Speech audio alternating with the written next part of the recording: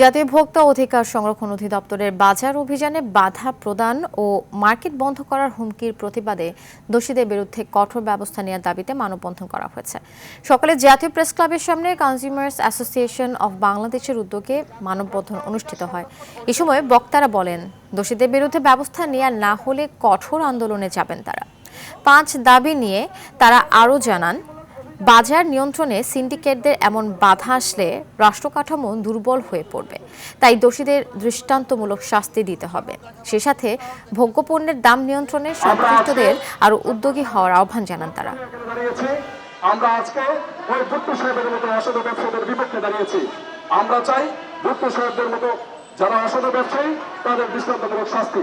আমরা আশঙ্কা করছি যদি ব্যবস্থা না নেওয়া হয় অনতিবিলম্বে এই সিন্ডিকেশন গোটা দেশের বাজার ব্যবস্থাকে বিপর্যস্ত করে দেবে। এখনো পর্যন্ত যারা এ ধরনের অপকর্ম করেছে তার বিরুদ্ধে ব্যবস্থা না নেওয়ায় তীব্র ক্ষোভ প্রকাশ করি।